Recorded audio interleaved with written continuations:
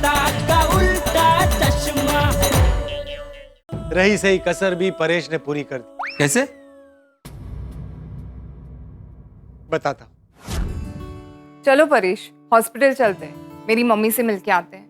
मुझे थोड़ा सा काम है तो तुम हो आओ, मैं फोन पे बात कर लूंगा। परेश, तुम्हारे घर में कुछ भी हो जाए, मेरा रहना जरूरी है।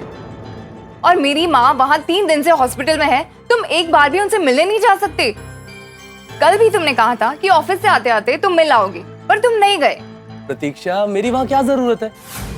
तुम तो रोज जाती हो ना, और इतने सारे नौकर चाकर भी तो हैं। परेश, मेरी माँ तुम्हारी सासू माँ भी है। प्रतीक्षा, तुम मेरी माँ को अकेला छोड़ के गई थी, वो तुम्हारी कुछ नहीं लगती? तब मैंने सॉरी बोल दिया था।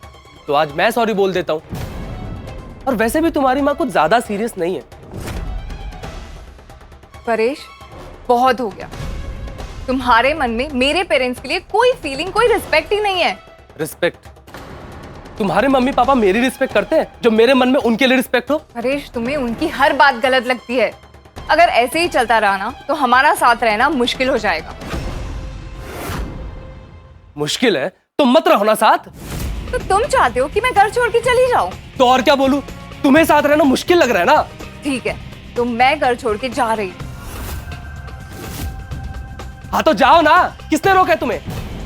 तुम्हें तो घर छोड़ने का बहाना मिल गया ना बस। बस बहुत हुआ, ताने ताने ताने। मैं इस घर में 2 मिनट भी नहीं रह सकती। तो जाओ ना, मैं सामान पैक कराने में मदद करूं? उसकी कोई जरूरत नहीं है।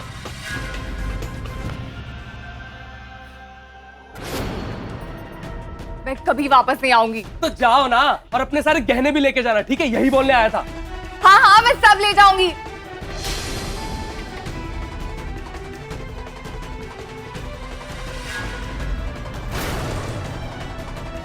बस ऐसे प्रतीक्षा ने घर छोड़ दिया।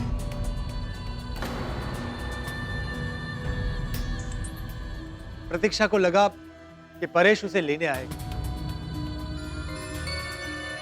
और परेश ये सोच रहा था कि प्रतीक्षा खुद घर छोड़कर गई है, तो जब उसका मन करेगा तब वो लौट कर आ जाएगी।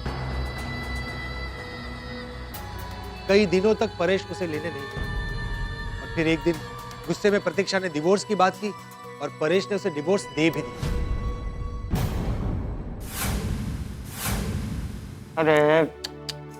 अरे झगड़े किस घर में नहीं होते हैं?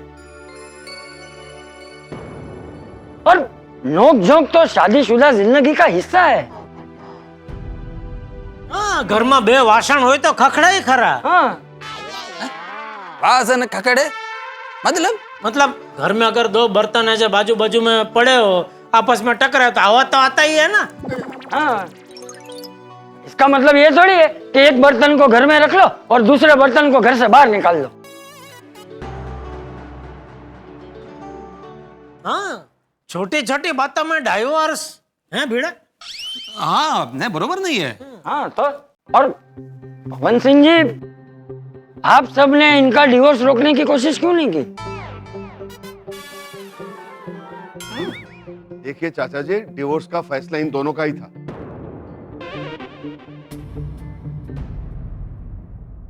हमने तो समझाने की बहुत कोशिश की थी, लेकिन आप तो जानते हो ना आजकल के बच्चे, शादी के लिए जितने उतावले थे, डिवोर्स के लिए भी उतने उतावले हो गए।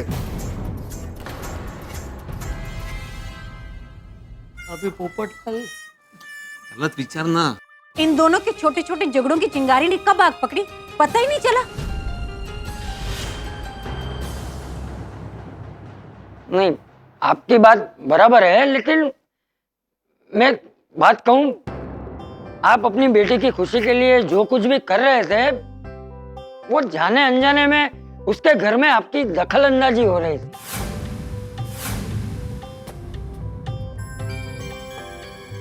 देखिए, माँ बाप को ये लगना स्वाभाविक है कि उनकी बेटी को जो सुख सुविधा यहाँ मिली है वो उसके ससुराल में भी मिले। हाँ, लेकिन उसके लिए उसके पति के स्वाभिमान को ठेस पहुंचे, ये ठीक नहीं। हाँ, पर परेश जी, आपको भी थोड़ा समझना चाहिए था। प्रतीक्षा जी एक अलग मॉल से सिर्फ आपके भरोसे आई थी। उसे एडजस्ट करने का थोड़ा वक्त तो आपको देना चाहिए था। और प्रतीक्षा जी, आपको भी इस बात का ध्यान रखना चाहिए था कि परेश जी का सेल्फ रिस्पेक्ट कभी भी हर्ट ना हो। प्रतीक्षा, मुझे माफ कर दो, मैं तुम्हें कभी भुला नहीं पाया था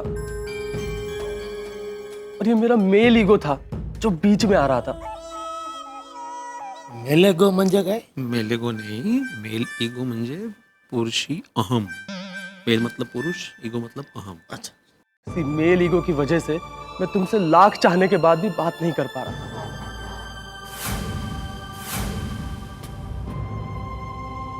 गलती मेरी भी थी, मैंने गुस्से में आके तुम्हें डिवोर्स की बात कर दी।